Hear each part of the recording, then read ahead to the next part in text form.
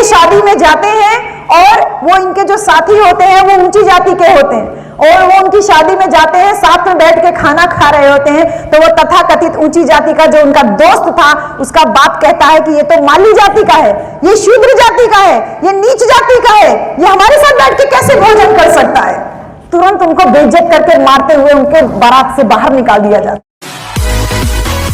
भारत का जो संविधान बाबा साहब ने इतनी मशक्कत करके लिखा, क्योंकि आजादी के समय में सब लोग राजनीतिक स्वतंत्रता की तरफ लगे हुए थे कि अंग्रेजों से छुट्टी मिल जाए, अंग्रेजों से छुट्टी मिल जाए, जबकि इस देश में ऐसी व्यवस्था थी कि औरत को जिंदा जला दिया जा रहा था आदमी के साथ में, आदमी के मरने के साथ ही साथ औरत को सती के नाम पे जलाया जा रहा था। इस देश में ऐसी व्यवस्था थी कि हमारे गले में मटका और कमर में झाड़ू लगी हुई थी। इस देश में ऐसी व्यवस्था थी कि अछूतों को और शूद्रों को पढ़ने का अधिकार नहीं था।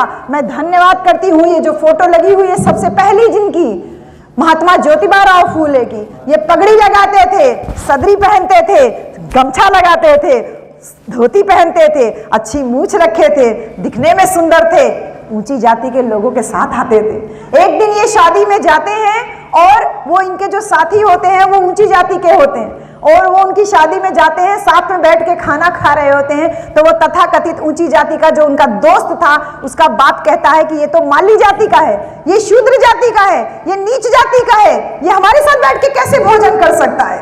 तुरंत उनको बेइज्जत करके मारते हुए उनके बारात से बाहर निकाल दिया जाता है। जब बेइज्जती होती है इनकी, तब इनको एहसास होता है कि मैं तो साफ कपड़ा भी पहनता था, मैं तो पढ़ा लिखा भी था, मैं तो पगड़ी भी लगाता था, मेरे घर में गाय भैंस भी थी, खेत खलिहान भी है, फिर भी मेरे साथ ये भेदभाव क्यों होता है। रोते हुए घर आते हैं, किवाड़ बंद कर लेते हैं, 2 घंटा तक रोते हैं।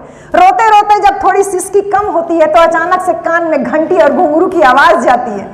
खिड़की से उठ करके देखते हैं तो बाहर 2 आदमी ऐसे ऐसे बिल्कुल डरे सहमे, गले में मटका लगा हुआ है, कमर में झाड़ू लगी हुई है, पैर में घुंघरू बंधा है, गले में एक घंटी बंधी हुई है। उस घंटी की आवाज ऐसे ऐसे चल रहे हैं कांपते हुए सड़क पे, तो घंटी और घुंघरू की आवाज आती है तो ये उठ के देख रहे हैं, ये कैसे इंसान है, ये भी तो इंसान है, लेकिन इनके गले में मटका क्यों टंगा हुआ है? क्योंकि इनको सड़क पे थूकने का अधिकार नहीं। इनके कमर में झाड़ू क्यों लगी हुई है? क्योंकि इनके पांव के निशान इतने अपवित्र थे कि ऊंची जाति के लोगों का पांव का निशान पड़ जाए इनके थूकने के ऊपर या इनके पैर के निशान के ऊपर तो उनको घर जाके नहाना पड़ता था।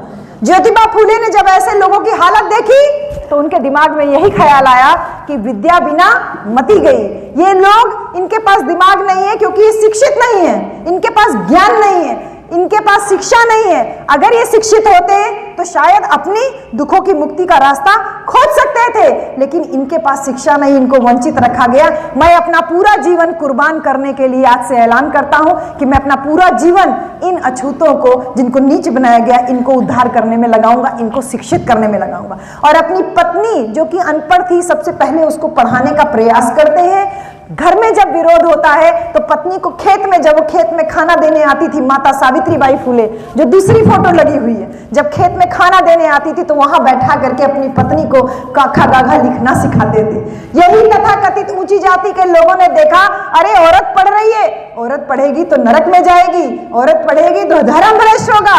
वो तुरंत आते हैं ज्योतिबा फूले के पिताजी के घर पे और बोलते हैं कि तुम्हारा बेटा घोर पाप कर रहा है, अधर्म का काम कर रहा है, औरत को पढ़ा रहा है, या तो तुम उसको मना करो और नहीं तो पूरा ये गांव छोड़ करके तुम लोग निकल जाओ। ज्योतिबा फूले के पिताजी कहते हैं कि तुम अपनी पत्नी को नहीं पढ़ाओगे। दोनों अपने बेटा और बहू को मना करते हैं, लेकिन ज्योतिबा फूले को मन में एक बार धक्का लग चुका था, एक बार उनके स्वाभिमान पे चोट लग चुकी थी। उन्होंने कहा कि मैं अपनी पूरी जिंदगी अपने लोगों को, समाज को शिक्षित करने में लगाऊंगा, भले मैं बाप का घर छोड़ दूं। उन्होंने घर छोड़ा, वैसे ही घर छोड़ा जैसे बुद्ध ने आपको समझाने के लिए अपना घर त्याग किया था। राजा के घर में जन्म लेने के बाद भी त्याग किया, राजा के घर में जन्म लेने के बाद भी सम्राट अशोक ने त्याग किया, एक बड़े आदमी के घर में जन्म लेने के बाद में भी ज्योतिबा फूले ने घर त्याग